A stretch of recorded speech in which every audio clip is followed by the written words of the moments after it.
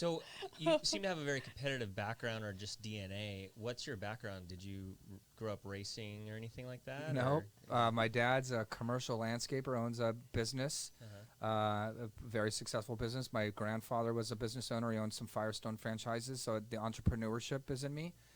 I played baseball. I skated. That's about it. Caused a lot of trouble. Uh, I just like the competition. I like the chase. You know, I like. I'll revert to an example, a couple examples, and I think this goes toe to toe with real estate because education was still sales, right? I came out of loans where I can give you all this money and drop all your payments and give you this killer rate, to all of a sudden I had to transition to I need $50,000 from you to go to school. And by the way, it starts right now because you got to pay $50 to apply. Yeah. And it was a completely different mindset from I can do this to you've got to give me this. And so I had to learn. And I'm going to give this small little story, and I hope it makes some sense. But when I was at Ashford and I first started, talk about competition, I wanted to be the first advisor on my team to enroll a student. I didn't know what the hell I was doing. I came out of 2 weeks of training. We all get on the phone. We're in cubicles, and these cubicles didn't have like 5-foot high walls. They had like 8-foot high walls. So you're sitting in a box and you can't see anybody. You can hear them, and we all got headphones on. And I can just imagine everybody came out of that training class, and now it's Monday morning. We're all on the phones, and everybody's deer in headlights. And I'm like, I want to be first. And everybody else was deer in headlights. My second or third day, I don't remember which it was, I made 518 calls that day. Now, I did not have a dialer.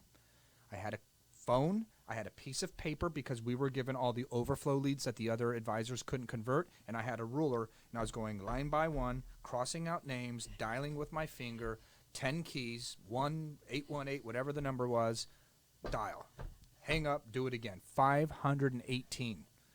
I enrolled the first student that day. It was my 518th call. That's why I remember the number. So at Ashford, we were in a matrix. Every 6 months as an advisor, you got reviewed. Managers and directors were every year. My first 6 months, you're going to get fired. You had 5 categories. You're going to get fired. Needs improvement. I don't know what that one was, but we just called it you're going to get fired. You're going to get fired. Needs improvements. Meets expectations. Often exceeds. Always exceeds. So our first matrix was 24 students. That was meeting expectations. I enrolled 22. I think I was making $42,000 a year. No movement in my pay. Some folks on my team that didn't have I thought I was going to kill it because I had sales experience. The people who really killed it in their first matrix were the ones that didn't have other habits. And my habit was, how much money can I give these people, right?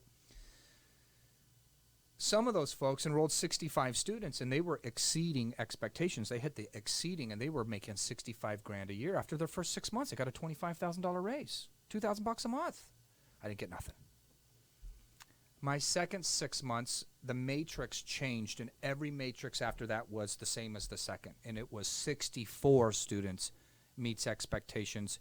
80 was always exceeds. I enrolled the same amount of students as I did my first 6 months. I went from 42 grand to 20 grand a month, or a year, excuse me. I wish it was a month. 20 grand a year. Went to my payroll company or HR, wherever I went, and I said, make me exempt. Don't take any federal. Don't take any state. I'm broke. I had some savings. I sold a car, one of my Mustangs, and I was living basically off the money I'd made in real estate and the savings that I had from selling the car, and I was making $2,000 a month before taxes, and some still come out, even though you say that. And my mortgage was $2,000. And I said, I'm never going to let this happen to me again. And so I decided to go. There was maybe 8 managers in the school at that time, and I went to every manager and I said, who is your best advisor? They said, Susan. So I went to Susan. I said, Susan, I suck. Can I take you to lunch? Will you show me what you do? And I got 8 people to say yes. I took them out individually. If you looked at my cubicle for the next 6 months, and by this time we had short cubicles, we could now see each other. And if you looked at my cubicle, I had Post-it notes everywhere.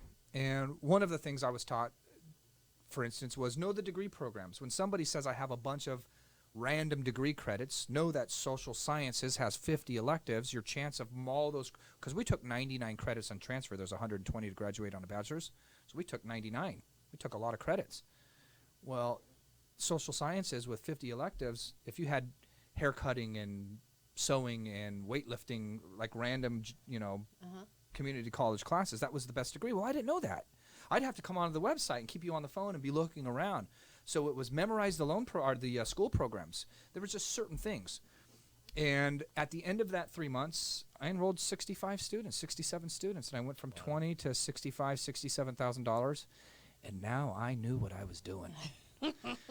I ripped down all those Post-it notes. I wrote a script, and I wish I could remember it, but at Ashford we followed an acronym, MAPS, Motivation, Admissibility, Program, and Start Date. Always motivation first. What do we do in real estate? What is your motivation? Yep.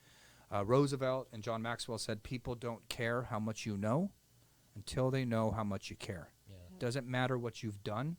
If you don't care about me, most people don't want to do business with you. Yep. And so in sales, whether it was education or now in real estate, it's what's the motivation? Why are you wanting to move? Why are you wanting to sell your home? It's that motivation that's going to get that client to move, not what I want. It's what you want. And then it's building a relationship, uncovering that motivation. We start to build rapport because maybe you like cars and I like cars. And right, if I like cars and you like cars, I have to be a good person because you like cars and you're not you're a good person, right? And so through that motivation, we start uncovering rapport. We start building rapport. And when we build rapport, we build trust. Yeah. And now once you trust me, you're willing to do the things that I ask you to do.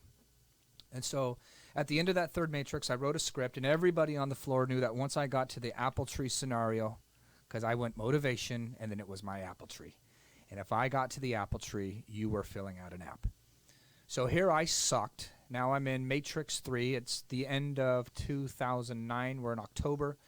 I'm coming into January of 2010, and I have about 65, 67 students already enrolled, and I have 3 months left. Well, we figured out the algorithm at Ashford, and the algorithm at Ashford was every student over 80 was $1,000 a year. How many students did you enroll? 93 grand a year. How many students did you enroll? Susan, 120, and you're making how much? 120 a year.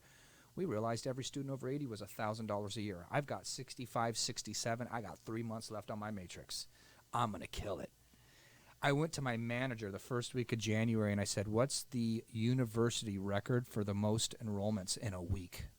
She said 18, military. Well, military, you got to remember, they gave military free books. They gave them a discount on tuition, and most of those guys were getting GI Bill, and so they did use that, unfortunately, to leverage the student to come back to school. You're going to get paid to go to school.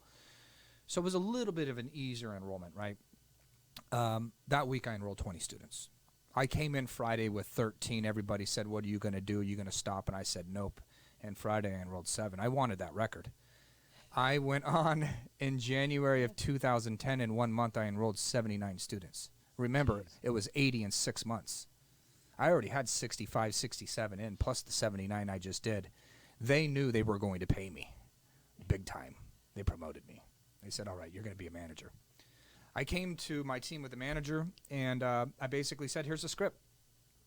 You want to make money? This is what you do. You don't want to make money? Don't do this. I had the most promotions to manager trainings I had when I became a director. I had the most managers promoted to the director training class. It was those that followed the script. And the reason why I gave that long